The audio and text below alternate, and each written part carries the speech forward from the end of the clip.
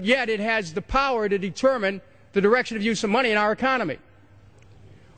If we could take that power back and put the Federal Reserve under Treasury, we start to be in a position of being able to control monetary policy on behalf of the United States people. The Federal Reserve is totally private, and Alan Greenspan 2 weeks ago on PBS on Lair NewsHour said on record that they are above the law, the Congress, the President, everyone. No court can do anything. We run America. What is the proper relationship, what should be the proper relationship between a chairman of the Fed and a president of the United States? Well, first of all, the Federal Reserve is an independent agency, and that means basically that there is no other agency of government which can overrule actions that we take. So long as that is in place and there is no evidence that the administration or the Congress or anybody else is requesting that we do things other than what we think is the appropriate thing, then what the relationships are don't frankly matter. Notice what Greenspan is saying. Greenspan is saying the Federal Reserve is beyond the law. And in reality, they are in practice beyond the law. Nobody, as far as I know, has ever audited the Federal Reserve. One of the first things we ought to do when we nationalize the Fed is go in there and find out the audit. Who stole money? Who engaged in corruption? There's a whole series of people going back to Volcker, to Greenspan, to Bernanke, and so forth. Think of the arrogance of private group of banks that have bankrupted the nation by design so they can repo the country. A private group of banks that loaned us our own money back are telling us they're above the law. You are not above the law, criminals. No one is above the law. No one is above the law, and the private Federal Reserve sure as hell isn't either. Since the founding of the Federal Reserve back under Woodrow Wilson, the Federal Reserve has struck out 3 times. They didn't stop the crash of 1929. They didn't stop the banking panic of 1932, 1933. And now they are the cause of the derivatives crisis because they're the ones who inflicted derivatives on the world with Alan Greenspan. Instead of our economy being about goods and services and real products and manufacturing, it's all about these guys, the private Federal Reserve that masquerades as a government entity who controls the issuance of currency and credit. They're the ones that have cut off the liquidity in the market. They told us have a debt-based economy. Then they cut it off once they get us under their thumb and implode the economy so they can consolidate it. And that's what they're doing right now. I mean, it's in their own documents. It's in their own statements. They claim, give us unlimited power, give us trillions of dollars of the Baker bailout bill that's already $5 trillion, not $850 billion as they say. And we'll get the economy going, but they're hoarding the money and buying up other banks that aren't part of the Federal Reserve, buying up insurance companies, buying up roads, infrastructures, media empires, defense contractors. What the banks do is they implode an economy by cutting off credit, and then once things really fall to a low, and they know the low because then they buy everything up and start then putting more money back into the economy, and then they build it back up. So they build us up and then shear us, build us up and shear us. And they're getting ready. All over the world, they're always shearing some country, imploding it. Comes out in their own IMF and World Bank documents. That's just the foreign arm of the same cartel. And these are the people who claim to be the saviors of the economy, the people who have created every important crisis in the past 100 years, the Federal Reserve. So it's illegal, it's unconstitutional, and it's a failure. And I think the failure is what everybody can see right now. Yeah, what they do is they make you think Clinton's evil in running things. Then, oh, Bush will save us. And then, oh, Bush was evil. Now we'll be saved by Barack Obama, but he's just a puppet. But as we get deeper into this phase, when they implode the economy, they have all the money and all the control. But they also like to pose as the savior. So Obama is meant to be the savior during the Depression, and he'll save us with a 1 million person, he said, is bigger than our military, domestic spy force, a 3 million person environmental spy force. So giving people these jobs to be government bureaucrats and spies to go out and manage the other 290-something million Americans.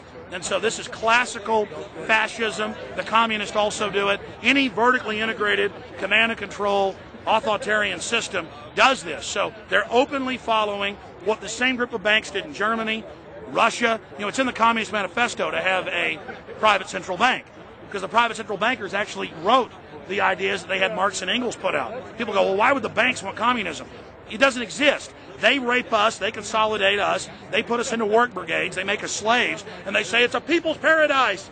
Look at it. Boy, you're really doing good. And then they transfer all the wealth of the nation offshore. The globalists are outside all the nations. That gives them safety, and they play countries off against each other. And so that's what we're facing and dealing with. And so they're bringing in classical, hardcore tyranny in the U.S., but we have the internet.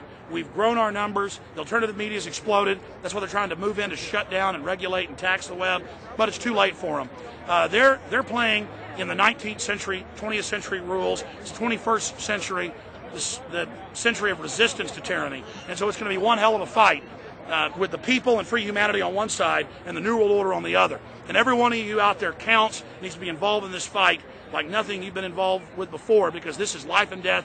Everything depends on exposing these people. Everything depends on showing the people that this is the New World Order, this is the criminals.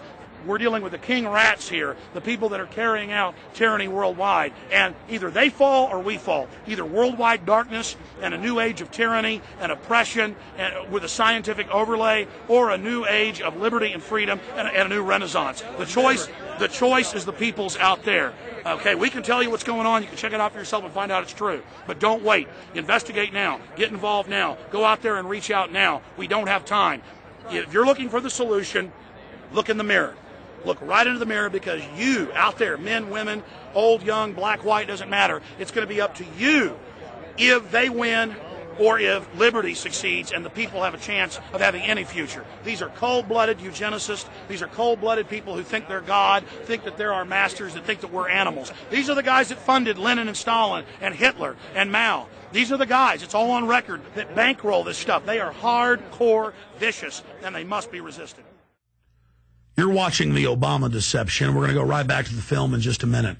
But I wanted to take some time out in the middle of the film to encourage all of you that are watching it online right now to go to Infowars.com and purchase a high-quality DVD of the film.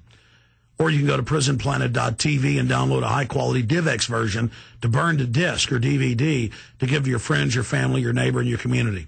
I also want to challenge all the viewers out there to take time out, to write notes as you watch this film, and to check all the claims that we've made for yourself, because I'm confident in the information presented here. And I want you to not trust me, but to know for yourself, to know in fact that Obama is a betrayer and a liar, a Judas goat, a Trojan horse to bring in the one world government.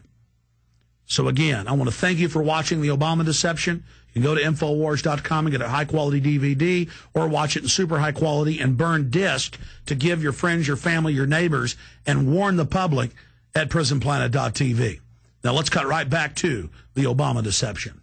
Up until about the Kennedy assassination and the beginning of the war in Vietnam, the United States is a very powerful engine for world progress. It's the assassinations, the Kennedy assassination, and the others in the 1960s, the beginning of the Vietnam War, and the beginning of the absolute domination of the Wall Street Group over every other interest. Nobody else counts except the Wall Street money masters. That has now made the United States into no longer a force for progress, but something very different, often a force for destruction in the world. That doesn't need to remain that way.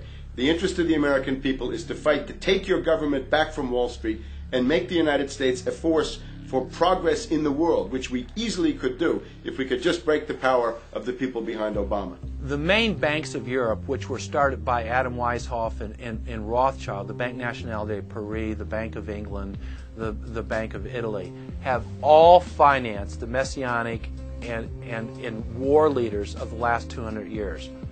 Napoleon, Lenin, Stalin. They backed Adolf Hitler. They backed Franklin Delano Roosevelt. And they are backing right now Barack Obama.